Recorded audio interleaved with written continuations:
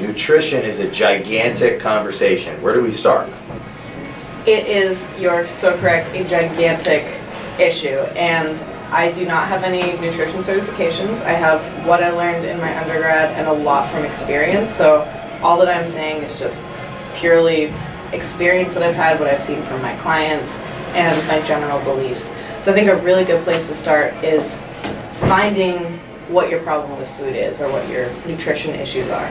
You think that's with a lot of people that you've worked with or met, it's something that has nothing to do with food? I think a lot of it is an education issue. I have a lot of clients who say, oh, I don't eat like crap, and then I'll look at what they're eating, they'll bring me a lot of it, and it's completely subjective. So they think that it's great for them because they didn't go out and binge on half of the pizza. I think, you had mac and cheese for lunch all 5 days this week. That's not great. So what does somebody do? I mean, there's so many options, but there isn't any, it feels. There are a bunch of different ways, and it all comes down to your personality.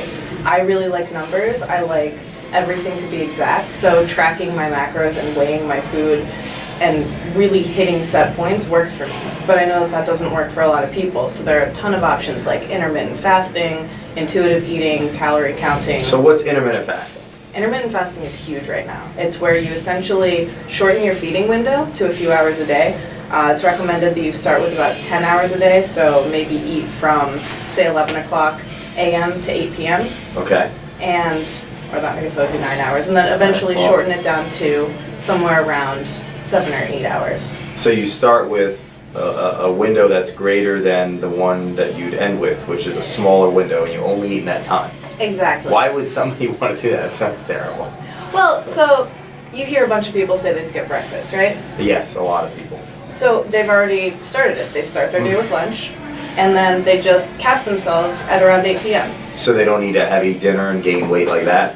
Exactly. It's hard to get an excess of calories in that short of a window because you will naturally get full that way. Or that's the idea. If you're still eating like crap, it's not going to work right. But if you're being more mindful of it. So be mindful and start with 9 or 10 hour window and work it down. Is there like a perfect amount of window space to eat?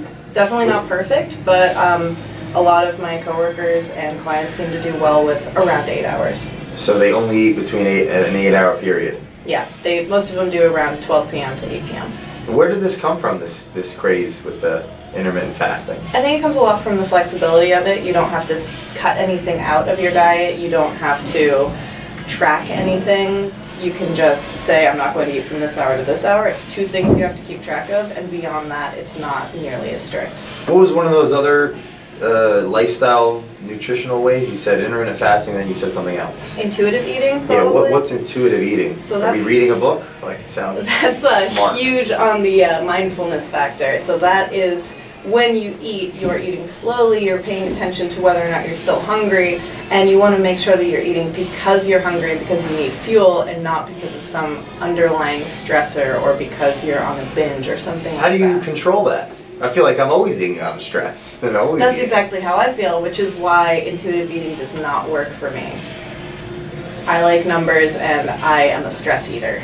Okay. 100%. I'm an emotional eater, I'm a stress eater, I'm happy, sad, celebration. I just want to eat all bag of mess. Oh yeah, that's why I'm qualified to talk about this. Perfect. It's a mess. So mindful eating or intuitive eating is where you take the time to ask yourself questions like, should I, or am I eating this because? Like mid-meal, it's a good time to check in, am I still hungry? Because you might not get to that point of being like, oh, I'm so full, I can't eat another bite. You don't want to eat to that point. Where does hydration fall into this play? Hydration should be all over. You should just be hydrating throughout the day. The first thing you do in the morning should be drink water. Hydrated AF. Hydrated AF. What's the third? You said intuitive eating, you said intermittent fasting, and what was the other one? I talked a lot about how I do it, the macro counting. Is that what you're Okay, talking so about? macro counting is another way? That's Yes. your way. That's my particular way. And how do you macro count? So that depends on whether or not you want to gain weight, maintain your weight, or lose weight. And Most people want to lose, right? So Most what people. about that person watching this? So that person needs to start with how much they weigh, how much they want to weigh, or ideally how much lean body mass they have. So how much out of all their body, what's actually lean muscle? Yes, so you want to take Okay. your lean body mass, and then you can calculate the amount of protein that you want from there. So if you're trying to lose fat and maintain muscle, you want to go from anywhere from, I'd say, 25 to, on the higher end, 35% of your calories coming from protein. Okay. That's how I've always done it. And then from there, you calculate the other percentages, whether or not you do better on a carb-based diet, on a fat-based diet, that varies by person. But you want to make sure that you're maintaining enough protein not to lose muscle throughout your dieting. Are you an encyclopedia? This is a lot of information. It's a lot of information. It's a lot of numbers. I mean, I have a food scale in my kitchen. It's my most used appliance. Wow. Count things down to the gram. It seems really, really crazy. What's one piece of advice you can give to someone that's on the topic of nutrition if they don't know where to start? I would say not to buy packaged foods. I think that people should always do their own food shopping and try to go through a week of cooking their own food. Even if you have no idea how to cook and you're scared of failing, just try it for a week. Try not buying packaged food and see where this journey takes you. There are a lot of resources online even, just Googling recipes helps a lot. They don't even have to be super crazy healthy, just get comfortable making your own food and then it's going to be a lot easier to start meal prepping and even if you want to start weighing your food and just thinking about it more. Is that a huge part of fitness overall? Nutrition? I would say so, yeah. If you don't have the energy because you're not eating enough, you're not going to be able to get the most out of your workouts. And if you're eating badly, you really can't out-train a bad diet. You can't out-train a bad diet. Can't do it. That hurts. It's like you can't It really hurts. buy your way out of a bad relationship.